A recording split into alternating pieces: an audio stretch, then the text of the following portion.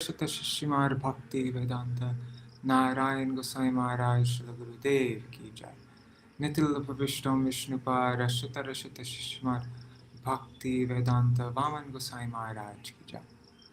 Nitil Vishtam Vishnupad Rashita Rashita Śrīmad Bhakti Vedanta Swami Maharaj Śrīla Prabhupada ki jai. Nitil Vishtam Vishnupad Rashita Rashita Śrīmad Bhakti Pragyan Keshav Gosai Maharaj ki jai. Nitil Pravishtam Vishnupad Rashita Rashita Śrīmad Bhakti Siddhanta Saraswati Gosai Prabhupada ki jai. Nitil Pravishta Maha-Bhagavat Śrīla Gokṣaras Babaji Maharaj ki jai. Nitil Pravishta Śrīla Satchidananda Bhakti Vinod Ṭhākura ki jai. Nitil Pravishta Vaishnavs Sarvabhauma Śrīla Jagannath Das Babaji Maharaj ki jai. Shri Rupa Gauriya Guru Varga ki jai. Shri Rupa Sanatan Bhatta Raghunath Shri Jeev Gopal Patadasha Raghunath Sārātha Gosai Prabhu ki jai. Shri Sarup Damodar Rai Ramanandari Shri Gaur Parshad Vrinda ki jai. Namacharya Shri Haridas Ṭhākura ki jai. Prem se kaho Shri Krishna Chaitanya Prabhu Nityananda Shri Advaita Gadadhar Shri Vasari Gaur Bhakta Vrinda ki jai. Shri Kshetra Mandala Gaura Mandala Vraja Mandala Mathura Vrindavan Dham ki jai. Sarva Abhishta Pradata Giriraj Maharaj ki jai. Shri Radha Kunda Shama Kund ki jai. Shri Yamuna Devi Ganga Devi ki jai. Shri Tulsi Maharani Vrinda Devi ki jai. Shri Bhakti Devi ki jai. Shri Purnamasi Yogamaya ki jai. Shri Gopeshwar Mahadev ki jai. Shri Harinam Sankirtan ki jai. Ananta Koti Vaishnava Vrinda Samagata Gaura Bhakta Vrinda ki jai. Shri Nitai Gaura Premanande Hari Hari Bo. Grantaraj Śrīmad-Bhāgavatam ki jai. Śrīla Viśvanātha Cakravartī Ṭhākura ki jai. Sārārtha-darśiṇī vritti ki jai. Shri Nitai Gaur Premanande Hari Hari Bo. Dandavat pranams to Cakravartī ji and Madhavi Didi. Hari Bo. Om Jnanatimirandasya Jnananjana Shalakaya Chakshurunmilitam yena tasmai Shri Guruve Namaha. Namo Om Vishnu Padaya Radhikaya Priyatmane Shri Śrīmad Bhakti Vedanta Narayaniti Namine. Namo Om Vishnu Padaya Krishna Prishtaya Bhutale Śrīmate Bhakti Vedanta Swaminiti Namine. Vanchakalpatarubhyascha kripa sindhubhya eva cha patitanam pavanebhyo vaishnavebhyo namo namaha. Namo mahavadanyaya Krishna prema pradayate Krishnaya Krishna chaitanya namne gauratvishe namaha. Guruve gaurachandraya radhikaya tadalaye Krishnaya Krishna Bhaktaya Tar Bhaktaya Namo Namaha. Yang Pravrajantam Anupetam Apeta Krityam Dvaipayano Viraha Katara Ajuhava Putreti Tanmayataya Taravo Bhinedu Stang Sarva Bhuta Hridayam Munimanatosmi Narayanam Namaskritya Narang Chaiva Narottamam Devim Saraswatim Vyasam Tato Jayam Udirayet Shrinvatang Svakatha Krishna Punya Shravana Kirtana Hridantasto Hyabhadrani Vidhunoti Suhrit Satam Nashta Prayeshvabhadreshu Nityang Bhagavata Sevaya Bhagavatyuttama shloke bhaktir bhavati naishtaki Tavai vasmi na jivami tvaya vina Iti vigyaya radhe tvam nayamang charanantikam Bhaktya vihina aparada lakshay kshiptashtakama ditaranga madhe Kripa mai tvam sharanam prapanna vrinde namaste charana ravindam. Bhaja Shri Krishna Chaitanya Prabhu Nityananda Shri Advaita Gadadhar Shivasade Gaur Bhakta Vrinda. Hare Krishna, Krishna Krishna, Hare Hare, Hare Rama, Rama Rama, Hare Hare.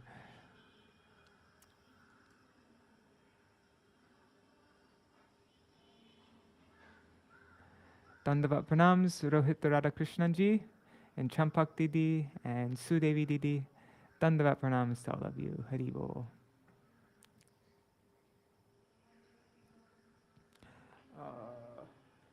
One second. Oh, whatever. It doesn't matter. 1 second. I just need to see something, and I shouldn't share my screen.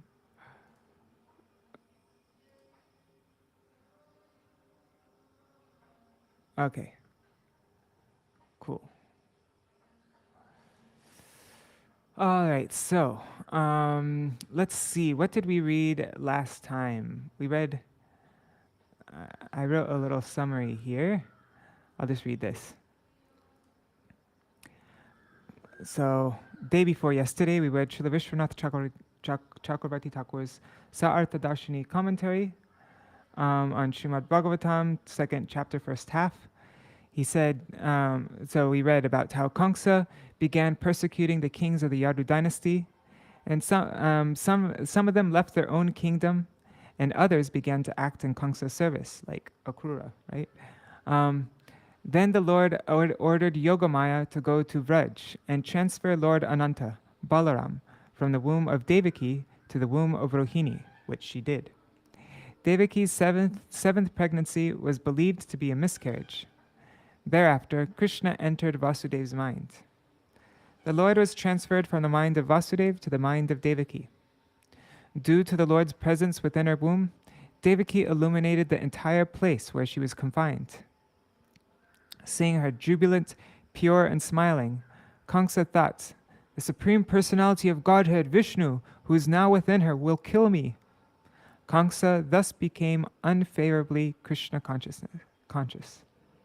Then various demigods arrived at the prison cell of Kṛṣṇa and began to offer prayers to the Lord in Devaki's womb.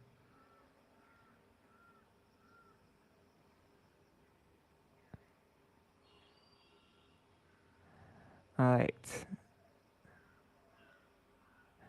Haribol, Manjari Didi.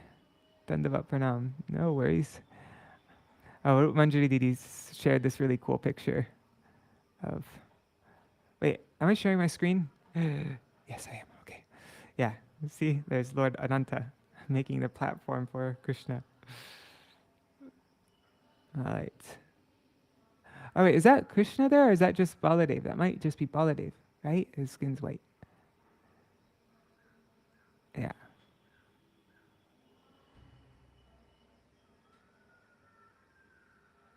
Because he's wearing blue clothes also, and his skin is white. So I think this is Baladev. And but anyways, he made the platform for Kṛṣṇa. All right, so now we're caught up. Let's just read this verse also. Lord Brahma and Lord Shiva, accompanied by great sages like Narad, Devala, and Vyas, and by other demigods like Indra, Chandra, and Varuna, invisibly approached the room of Devaki, where they all joined in offering their respectful obeisances and prayers to please the Supreme Personality of Godhead, who can bestow blessings upon everyone. So I'm going to just read the the prominent verses. So I'm not going to read all the Sanskrit verses since we've already read it once before, but it would be nice to read yeah, so 1 second.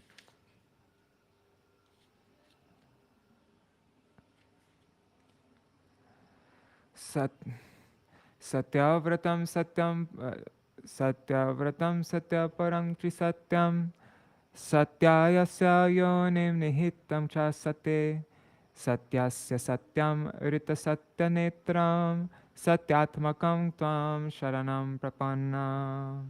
This verse explains how the Lord is the supreme truth. Param Satya. The demigods prayed, "O Lord, You never deviate from your vow, which is always perfect, because whatever you decide is perfectly correct and cannot be stopped by anyone. Being present in the three phases of cosmic manifestation, creation, maintenance, and annihilation, you are the supreme truth. Indeed, unless one is completely truthful, one cannot achieve your favor, which therefore cannot be achieved by hypocrites. You are the active principle, the real truth, and all the ingredients of creation, and therefore you are known as Antaryami, the inner force. You are equal to everyone, and your instructions apply for everyone, for all time. You are the beginning of all truth. Therefore, offering our obeisances, we surrender unto you. Kindly give us protection. So, Śrīla Viśvanātha Cakravartī Ṭhākura Sārārtha-darśiṇī. You, Sri Kṛṣṇa, are the only truth in this world. You are understood by devotees, but not by others. This is the meaning of the demigods' praise. You have made a vow to protect your devotees, and that vow is upheld at all times.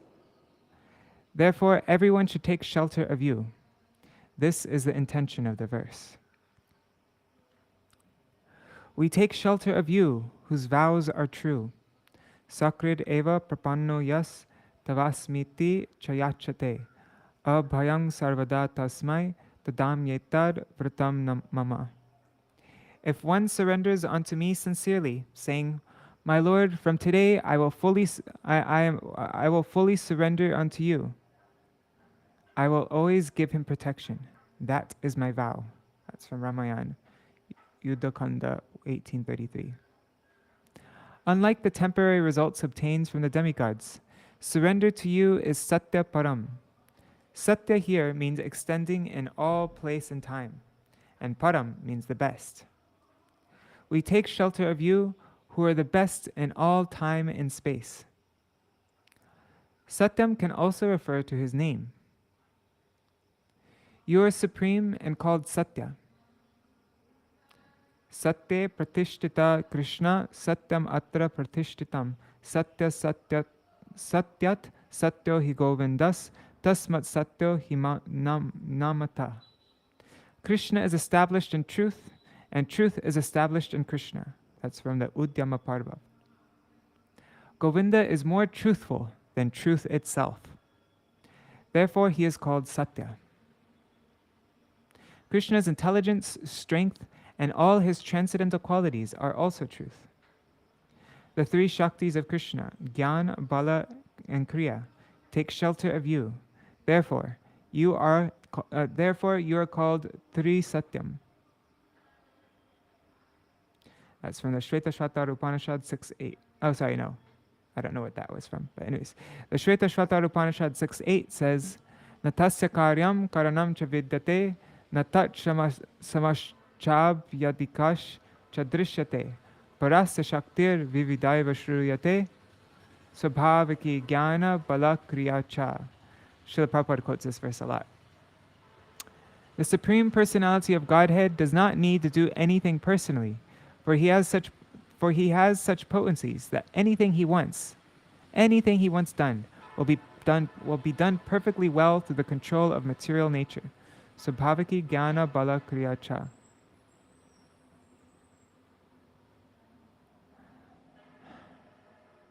These three things are separate though, it's not just material nature. Jnana, Bala, and Kriya. Oh God, we should totally look this up. Whatever. Jnana Shakti, Bala Shakti, and Kriya Shakti. It's like Satchid Ananda. Man, I really should look this up. Anyways, let's just continue on. Satyasya Yoni. The Ankshas of Kṛṣṇa are also Satya. Sorry guys, I have to move on, sorry. The Ankshas of Kṛṣṇa are also Satya. We take shelter of you, the source of all avatars, such as Matsya, Kurma, and other eternally true forms. Nihitam, entered. We take shelter of you who are present in Satya, that is Mathura, Vaikuntha, and other spiritual abodes. You are the essence of the essence, the cream of all spiritual subjects, satyasya satyam.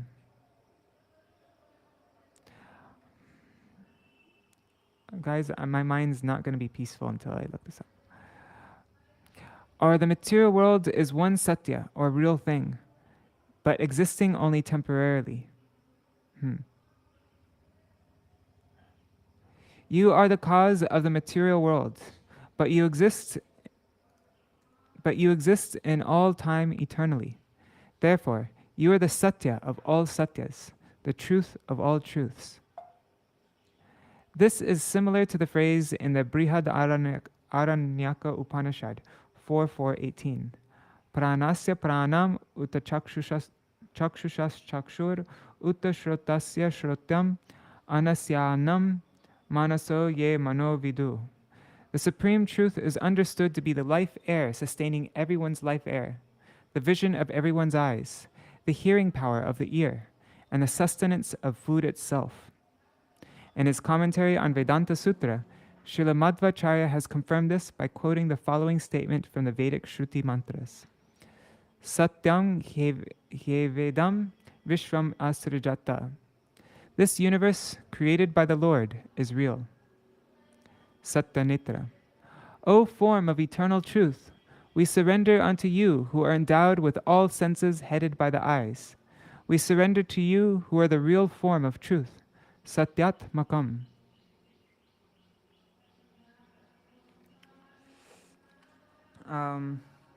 Okay, can I just look this up really quick?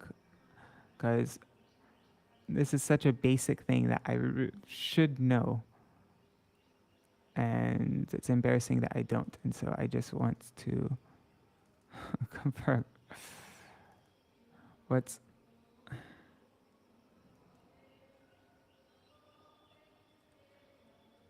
Let's see, what do we look up? What about Kriya Shakti? Kriya Shakti. Let's see what comes up for that. Oops.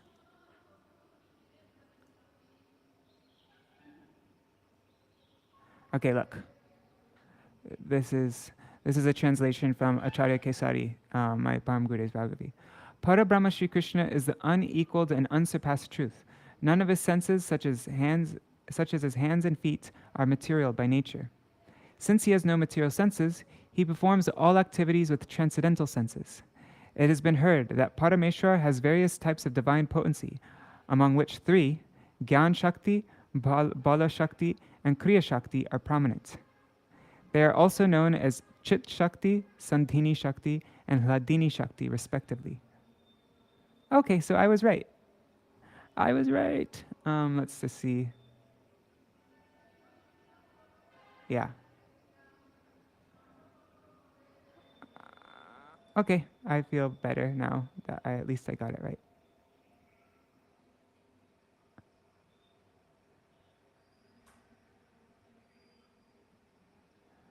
I'm curious to hear, anyways, basically it's,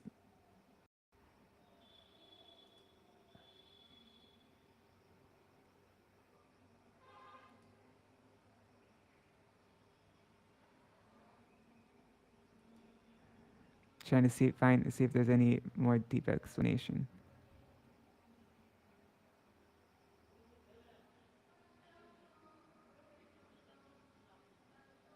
Let's see. This is from Jivadharma. As Sri Krishna is the complete Shaktiman Tattva, Srimati Radhika is his complete Shakti. She can be called the complete Sarup Shakti. So that they can enact and relish their Leela, Srimati Radhika and Krishna are eternally separate, but they are also eternally inseparable. Just as musk and its scent are mutually inseparable, and fire and its heat cannot be separated from each other. That Sarup Shakti, Srimati Radhika, has 3 kinds of activity, 3 kinds of Kriya Shakti. They are known as Chit Shakti, Jiva Shakti, and Maya Shakti.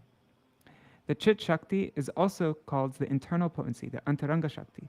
Maya Shakti is called the external potency, the Bahiranga Shakti. And the Jiva Shakti is called the marginal potency, Tatashta Shakti. Although Sarup Shakti is one, she acts in these 3 ways. All the eternal characteristics of Sarup Shakti are completely present in the Chit Shakti, present to a minute degree in the Jiva Shakti, and present in a distorted way in the Maya Shakti. Apart from the three kinds of Kriya Shakti, the potency of activity, that I have described, which is coming from Srimati Radhika, Swarup Shakti also has three other types of function, named Hladini, Sandhini, and Samvit. They are described as follows in Dashmula verse 4. All right, so there. Now we have a better idea.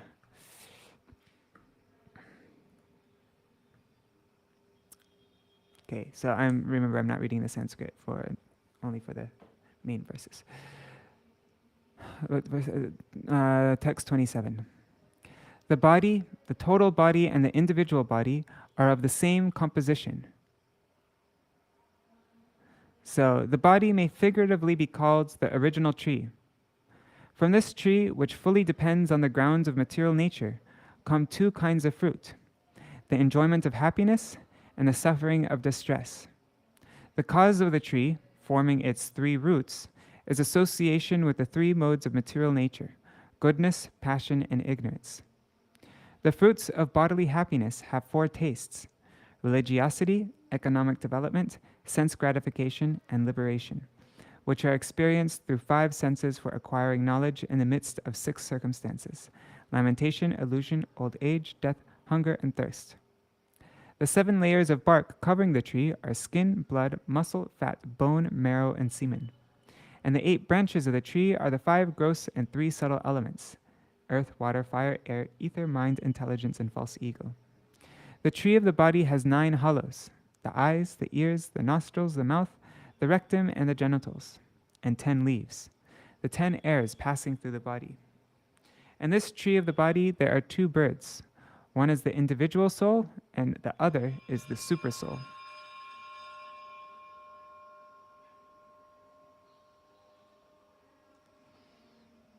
Just looking at the comments, making sure everything is running okay. Looks like it. Dandavat pranams, Ganga Didi, and Shasharmaji Haribol. Okay, so now commentary. The Lord then asks a question. If I, who am endowed with body, senses, and dham? Anyways, with body, senses, and dham, whatever that means here. So if I am satya, then is the material world asatya, false? The demigods answer. The world is true, but subject to destruction in time, whereas you are not destroyed by time. You are indestructible. With this intention, the demigods recite this verse. Ekayana means that Prakriti, the material nature, is the one shelter of the tree of the material world. There are 2 fruits of the tree of the material world: happiness and misery. There are 3 roots of the tree: sattva, raja, and tama, goodness, passion, and ignorance. There are 4 rasas, namely the 4 varnas and ashrams. There are 5 types of knowledge gathered from the 5 senses.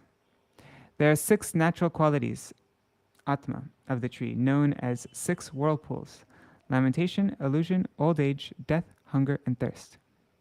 There are 7 coverings of the tree: skin, flesh, blood, fat, bone, marrow, and semen. There are 8 branches, vitapa, the 5 gross elements: mind, intelligence, and false ego. There are 9 holes in the tree, the holes in the body, such as the 2 eyes, 2 nostrils, 2 mouths, 2 ears, we don't have 2 mouths, 2 ears, mouth, rectum, and genital. There are 10 leaves, the 10 life airs. There are 2 birds in this tree, the jiva and the Lord. Okay, text 28. The efficient cause of this material world, manifested with its many varieties as the original tree, is you, O Lord. You are also the maintainer of this material world, and after annihilation, you are the one in whom everything is conserved. Those who are covered by your external energy cannot see you behind this manifestation, but theirs is not the vision of learned devotees. Commentary. This tree arises from your energies. With this intention, the verse is spoken.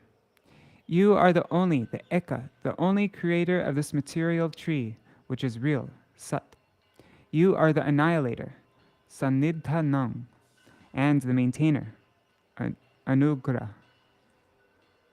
Kṛṣṇa replied, O Devas, it is said that Brahma, Vishnu, and Shiva are the masters of this world. So why do you say that I am the creator? The next statement of the demigods answers this question. Those whose minds are covered by your Maya see Brahma and others as independent. Those whose minds are not covered see only you, and see Brahma and others as your expansions only. Text 29. O Lord, you are always in full knowledge, and to bring all good fortune to living entities, you appear in different incarnations, all of them transcendental to the material world, creation. When you appear in these incarnations, you are pleasing to the pious and religious devotees, but for non-devotees, you are the annihilator. Commentary. In this verse, the demigods explain that Lord Kṛṣṇa has many avatars, such as Matsya and Kurma, of a Bodha, awake. This means that Kṛṣṇa has a form of pure knowledge. Sattva papannani. All the incarnations of Kṛṣṇa are transcendental, pure sattva. Kalanam. They destroy the wicked and protect the devoted. Satam. Okay, so we're going to read this verse. This verse is about crossing the material ocean in the boat of the Lord's feet.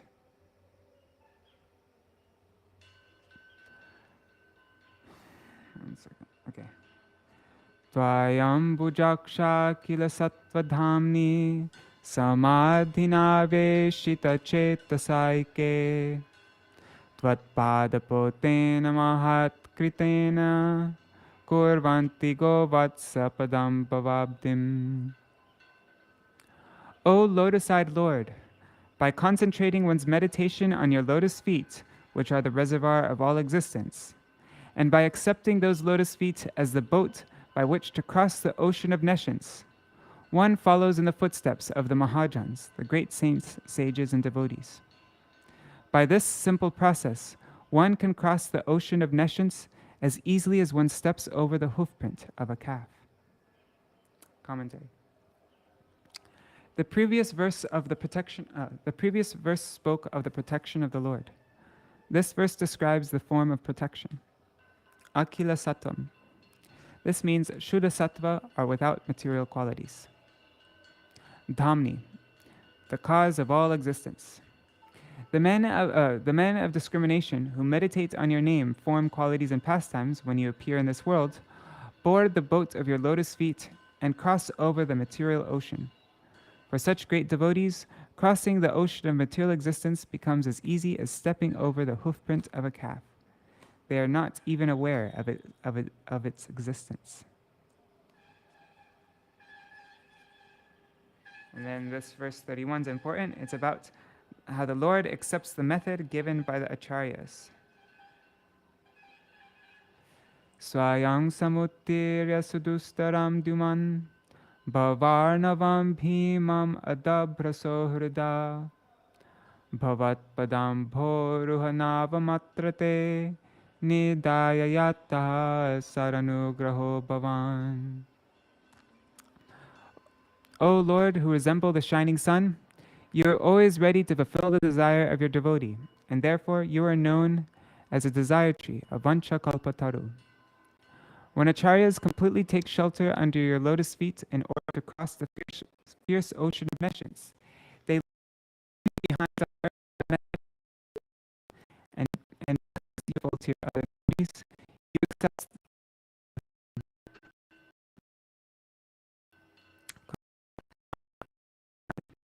This indicates that the material ocean is difficult to cross for others, but no trouble at all for devotees. Lord is that in Krishna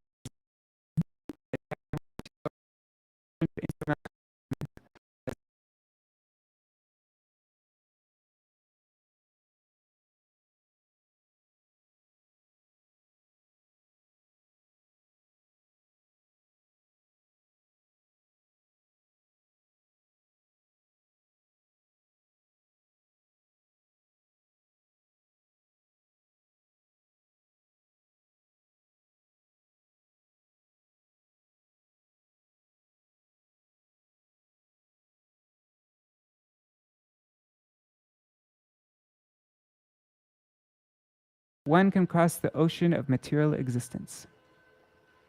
Navam atra tenidhaya. Leaving the boat on the bank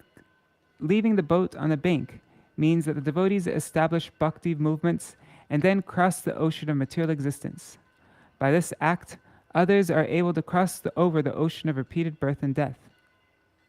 Though the material influence gets completely destroyed, the devotees remain here. This is only an expression of humility in the devotees. For them, the material world is compared to the water in a calf's hoofprint, because the water in a calf's hoofprint is actually purifying and praiseworthy. In the same way, the devotee's impression that he is caught in samsara purifies the devotee of the disease of false identification and is therefore praiseworthy.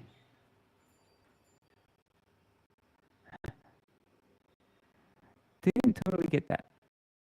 For them, the material world is compared to the calf's hoofprint because of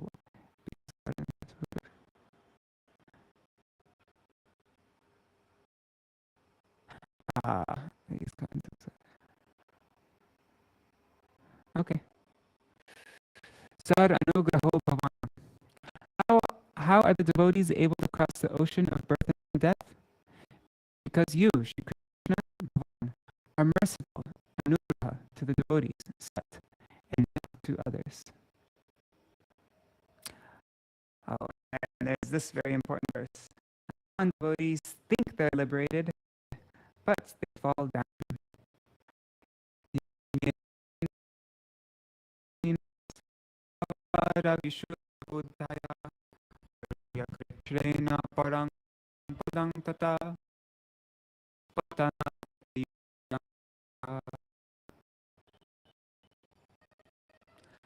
Someone may say that aside from devotees who always seek shelter at the Lord's lotus feet, there are those who are not devotees, but who have accepted processes for attaining salvation. What happens to them? In answer to this question, Lord Brahma and the other demigods said,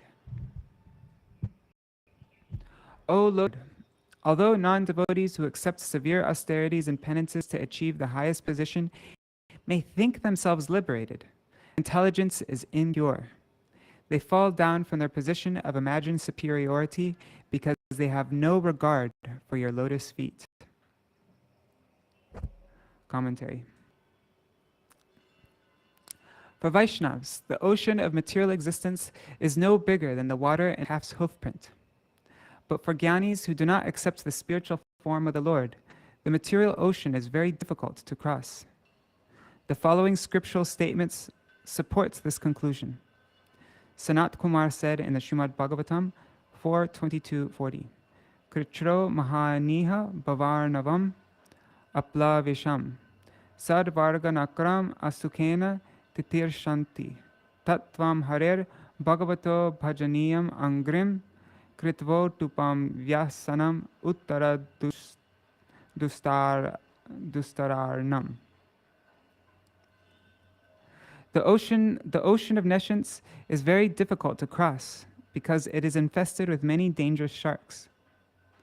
Although those who are non-devotees undergo severe austerities and penances to cross that ocean, we recommend that you simply take shelter of the lotus feet of the Lord, which are like boats for crossing the ocean. Although the ocean is difficult to cross, by taking shelter of his lotus feet, you'll overcome all dangers. In the Bhagavad Gita 12.5, Shri Krishna himself says, Klesho dikaratastesham avyakta sakta chetasam avyakta hi gatir dukam deha varbir avapyate. For those whose minds are attached to the unmanifested and personal feature of the Supreme, advancement is very troublesome. To make progress in that discipline is always difficult for those who are embodied. Narad says, Naishkarmyam apyachuta bhavavarjitam nashobhate jnanam alam niranjanam. Knowledge of self-realization, even though free from all material affinity, does not look well if devoid of a conception of the infallible God. Śrīmad-Bhāgavatam 1:5-12. The demigods here make a similar statement. O lotus-eyed Lord, those, Anye, who do not accept you have no realization of your sweetness and merciful glance. They think themselves liberated, vimuktimanina, though they are completely bound in the material world. This is different from your devotees, who, though liberated, out of humility regard themselves as conditioned. Asta bhavad, speculation without knowing Krishna's feet. This means because of a lack, asta, of affection, bhav, for the Lord, they think him to be illusory. As Gita 9:11 says, avajananti mamura manusham tanumashritam. Only the fools regard me as an ordinary person. Avishuddha buddhaya, impure intelligence. Because of such foolishness, they are called avishuddha buddhaya. The jnanis are not vishuddha, really pure, though they have purified their hearts by controlling lust and other material urges. Kṛṣṇa. However, by cultivation of the knowledge generated from such painful practices as austerity and sense control, Kṛṣṇa, the jnanis can attain liberation, parang padam. It should be understood, however, that even the jnanis must possess some mixed bhakti, for without that, they cannot attain even liberation in this life. Lord Brahma prays, Shreya sritim bhaktim udastyate vibho kleshyanti ye kevala bodhalabdaye. My dear Lord, devotional service unto you is the best path for self-realization. If someone gives up that path and engages in the cultivation of speculative knowledge, gyan, he will simply undergo a troublesome process and will not achieve his desired result. At Śrīmad-Bhāgavatam 10:14-4.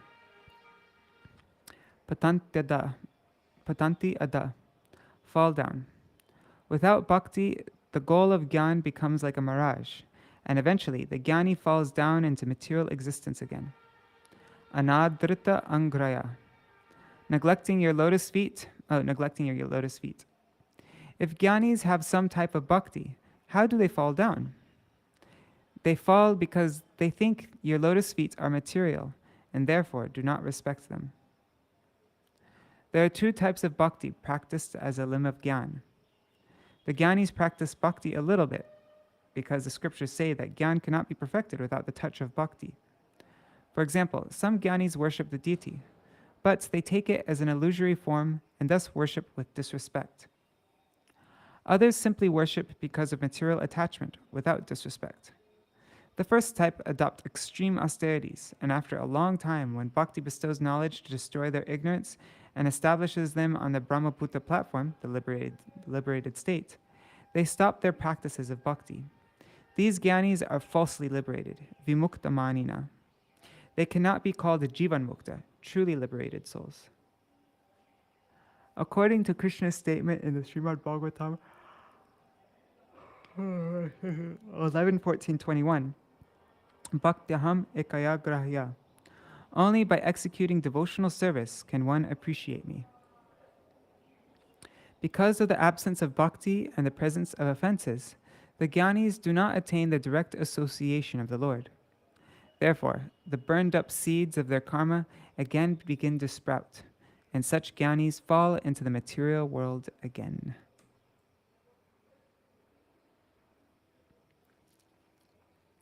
An example of this is given in the Vishnu Bhakti Chandrodaya concerning Rath-yatra. Even though a person may have burned up all his karmas with the fire of knowledge, if, out of illusion, he does not follow the Lord during the Rath-yatra, he will become a Brahma Rakshasa.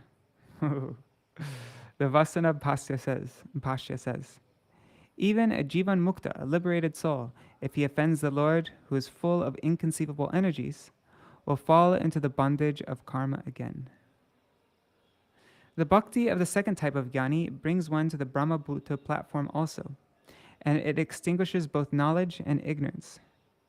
But bhakti does not become extinguished. That type of jnani attains the status of jivan mukta and achieves a direct meeting with the Lord. Such a person is described in the Bhagavad Gita 18:54. Brahmabhuta prasannatma na shochati na kankshati. One who is transcendently situated at once realizes the Supreme Brahman and becomes fully joyful. And in Bhagavad Gita 18:55, Bhaktyamam abhijanati yavan yaschasmi tattvata. Only persons engaged in devotional service can factually know the transcendental position of the Lord. Verse 33. One second. Okay, verse 33.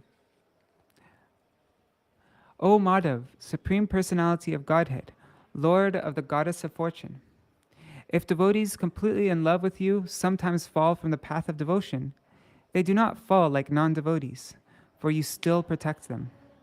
Thus, they fearlessly traverse the heads of their opponents and continue to progress in devotional service. Let me just check the comments. Oh man. Looks like there's been internet problems, huh? But looks like it's going now. 1 second. Let me just check my phone. I forgot to get my phone. Oh shoot. I just see Rup Manjari's message. It looks like I was cut off for less than a minute though, right? Anyway, sorry about that, guys. Hare Krishna. Borja. Hare Krishna. Or Borja. I don't know how to say your name. Haribo. Okay. Bharat, Indradyumna, and Chitraketu, who are great devotees, are not criticized even though they fell. Then why do the Gyanis get criticized so heavily? This verse answers the question. The devotees on the path of bhakti do not fall like the pretenders of liberation. What to speak of giving up the Lord's lotus feet? Even if bhaktas fall, in that state, they remain firmly attached to your lotus feet. Though Chitraketu, Bharat, and Indradyumna fell and took the bodies of demons like Vritta and others, their prema increased 100-fold. One should see their fall down as a cause for increasing prema. Their fall is not like the fall of the aspirants for liberation, for even in the fallen state, they remain firmly attached to your feet. They remain faithful to the Lord, thinking that their fall has been arranged by the Lord for their own benefit, for the Lord promises that his devotee will never perish. Being thus convinced of Lord Kṛṣṇa's protection, they tread over the heads of the demigods. They tread over the heads of the demigods, causing obstacles. In other words, they conquer over all obstacles. Another meaning can be that the devotees hold onto their own heads the feet of the Lord, which destroy all obstacles. I like that last meaning. That's nice.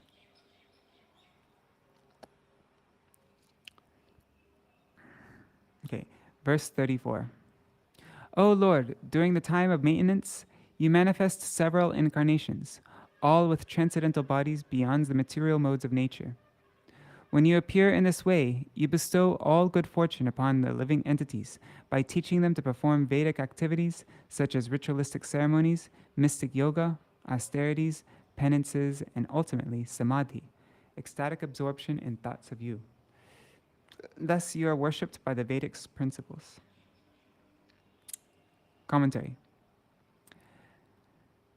In verse 29, there is mention of the Lord's pure forms appearing in the world of moving and non-moving entities.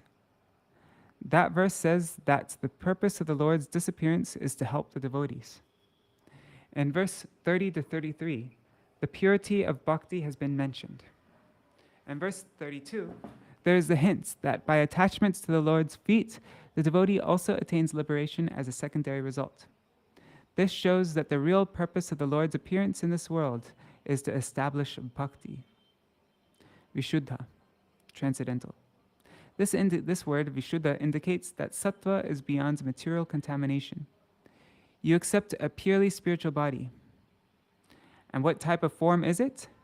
Stito, maintenance. In maintaining the world, you accept a body which brings about benefit, upayan, and supreme auspiciousness, shreya, for the living entities. What is that benefit? Veda, Kriya, Yoga, Tapassa, Samadhi. Brahmacharis study the Vedas. Grihastas perform Kriya Yoga. Vanaprasthas perform austerities. And sannyasis sit in samadhi. Arhanam samihate. Men worship you through their activities in these 4 ashrams. Your appearance creates this benefit. If one does not accept your spiritual form, he cannot attain perfection. Verse 35. O Lord, cause of all causes, if your transcendental body were not beyond the modes of material nature, one could not understand the difference between matter and transcendence. Only by your presence can one understand the transcendental nature of your Lordship, who are the controller of material nature. Your transcendental nature is very difficult to understand unless one is influenced by the presence of your transcendental form. Commentary. Some people conclude that my form is material sattva gun. This verse is spoken to answer this challenge. Idam, this. The demigods point at the womb of Devaki with an index finger and say, O Lord, if this form of yours was material sattva and not nijam sattvam or shuddha sattva, beyond material contamination, then there'd be an absence, marjanam apa, of devotees realizing your spiritual form. Vijnanam, transcendental knowledge. The realization of the devotees is the proof of the Lord's spiritual form. What do they realize? By realizing that your body is completely spiritual, material bondage, agyan, gets extinguished. One should have no doubt about the reality of their realization. There's also more evidence about the Lord's spiritual form. By the strong influence of your qualities, the manifestation of your mercy in the form of prem, guna prakashai, and your grace appearing in our minds, we must conclude that your body is not material. Prakashate yasya gunaha. Reveal your qualities. Those qualities manifest from a person possessing spiritual nature, not from matter. It is you who have those qualities. There must be some person to manifest those qualities, for matter alone cannot do that. Yenava, by which? Either. It is by the agency of Shuddha Sattva that these qualities must manifest, not by the agency of matter. Another meaning is this. If your Shuddha Sattva body were never to manifest, then the realization which destroys ignorance would not take place. If your body were material, then you could be if your body were material, then you could be inferred by the use of material intelligence, guna prakashai. He who possesses matter and by whose intelligence matter manifests would be called the Lord. Text 36.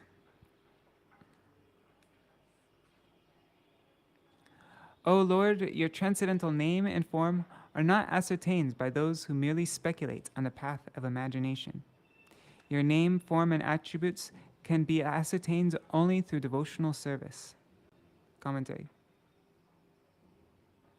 Not only your form is Shuddha Sattva, but also your name. Your transcendental name and form can be realized only by devotion.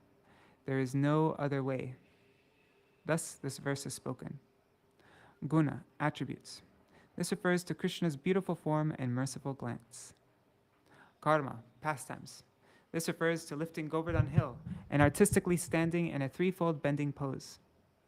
Janma, appearance, refers to Krishna's role as the son of Nanda and Vasudeva. Even by chanting your name or meditating on your form, the casual observer, the Shakshina, cannot discern or realize your sweetness, nor perceive your qualities, birth, and activities. If one fails to realize the sweetness of your name or form, he has not attained any realization at all. It is like those afflicted with jaundice. Though chewing sugar candy, they cannot taste its sweetness. Similarly, those devoid of devotion cannot realize the sweetness of your name and form. Therefore, your name and form must also be Shuddha Sattva, purely spiritual. Shakshinaha. This can also refer to the Supreme Lord, the Supreme Witness. Because your name and form are part of your spiritual nature, those pursuing the path of speculation, anumeya vartmano, cannot know your true form. However, if one serves you by hearing and chanting your names with devotion, kriyayam, he will directly realize your spiritual name and form. This can be inferred through the mind and words of the devotee. Mano vachobhyam, mind and words. By mind, mano, the pure qualities of tolerance and humility are inferred. The word vachobhyam means utterances steeped in devotion, such as manora vindaksha didrikshaye tvam, vartmana, path. Vartmana, path, means the means of a person who has attained prema bhakti. Sorry, sometimes it's a bit difficult to understand what's going on because it's just explaining different words in the... Okay, this is an important verse. This is about the devotee's absorption in the Lord.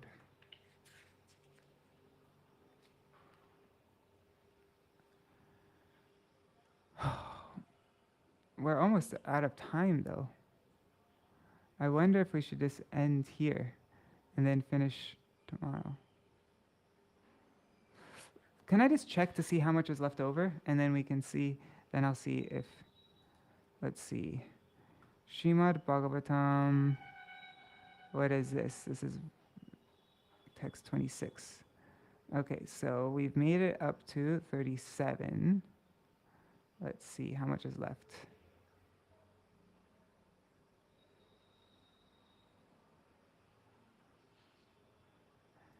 Okay, we've made it to this far. So there are 881 words left out of 4,000. So that's probably like a good 10 minutes more. I don't really want to go overtime. Anyways, let's just...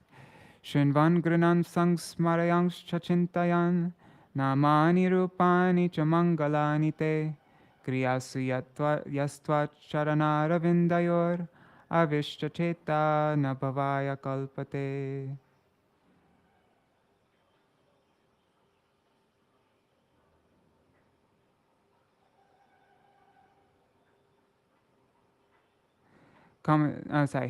Even while engaged in various activities, devotees whose minds are completely absorbed at your lotus feet and who constantly hear, chant, contemplate, and cause others to remember your transcendental names and forms are always on the transcendental platform, and thus they can understand the Supreme Personality of Godhead.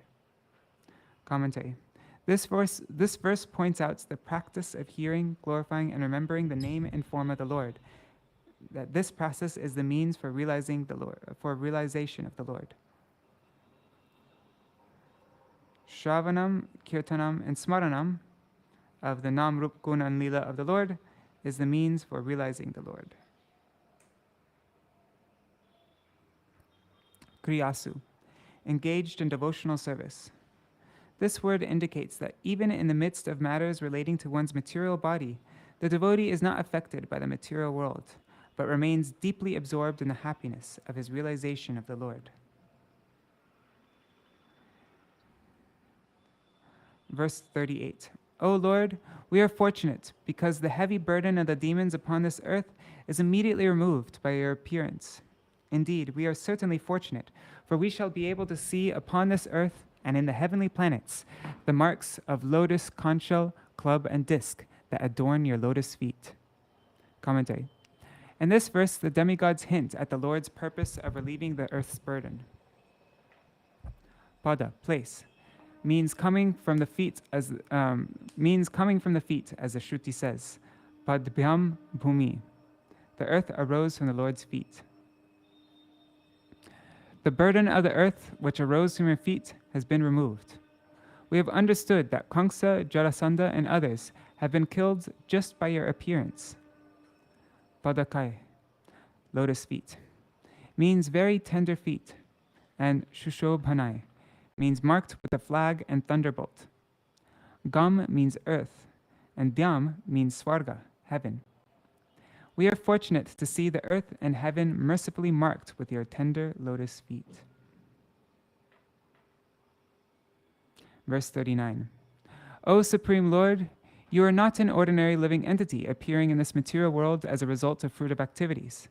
Therefore, your appearance or birth in this world has no other cause than your pleasure potency. Similarly, the living entities who are part of you have no cause for miseries like birth, death, and old age, except when these living entities are conducted by your external energy. Commentary. We have said that you have appeared for protecting us, but that is only a pretense. You perform your birth and activities independently of for your own purpose. Though you are unborn, a bhavasya, you appear in the world. We cannot determine the cause because the creation, maintenance, and destruction are carried out by Maya, avidya, which takes shelter of you, tvai ashrayatmani. Shri Krishna is called Abhay, or instilling fearlessness, because by remembering him, the fear of the demons like Kamsa disappears. Therefore, there is no necessity of the Lord personally appearing to kill Kamsa. Verse 40. O Supreme Controller, your Lordship previously accepted incarnations as a fish, a horse, a tortoise, Narasimhadev, a boar, a swan, Lord Ramachandra, Parshuram, and among the demigods, Vamandev, to protect the entire world by your mercy. Now please protect us again by your mercy, by diminishing the disturbances in this world. O Kṛṣṇa, best of the Yadus, we respectfully offer our obeisances unto you. Commentary.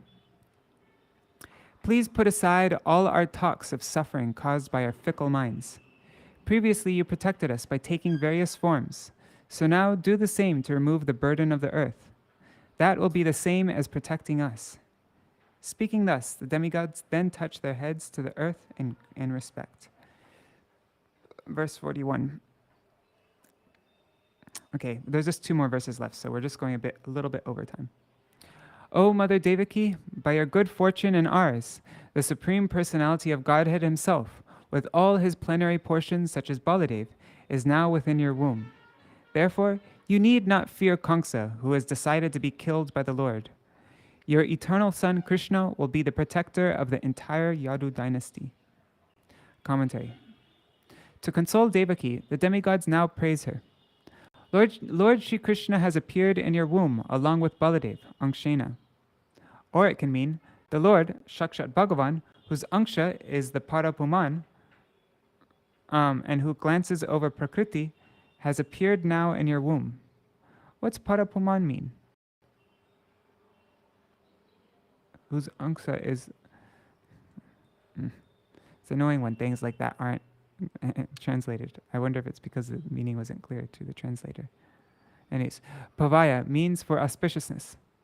The Lord, whose part is Mahavishnu, has appeared in your womb to bestow auspiciousness on us. Okay, this is the last verse. Verse 42. After thus offering prayers to the Supreme Personality of Godhead, Lord Vishnu, the transcendence, all the demigods with Lord Brahma and Lord Shiva before them, they returned to their homes in the heavenly planets. Commentary. Anidham means non-material, transcendental. Purodhaya, keep in front. After praising the Lord, whose form is transcendental, the demigods, thinking that Brahma and Shiva would see some wonderful pastimes that they would miss, kept Brahma and Shiva in front and then departed for the heavenly abodes. Thus ends the commentary on the 2nd chapter of the 10th canto of the Bhagavatam for the pleasure of the devotees in accordance with the previous acharyas. All right, so tomorrow we will begin the 3rd chapter with Srila Prabhupada's purports. 4 minutes over time. Okay. Hare Krishna, Krishna Krishna, Hare Hare, Hare Rama, Hare Rama, Rama Rama, Hare Hare, Hare Krishna, Hare Krishna, Krishna Krishna, Hare Hare, Hare Rama, Hare Rama, Rama Rama, Hare Hare Gaur, Hari Bol, Hari Bol, Bol, Nitai Gaur, Hari Bol, Hari Bol, Hari Bol, Nitai Gaur, Hari Bol, Hari Bol, Krishna Prabhu, Jai Shri Guru. I'm going to just do a quick Jai Bani.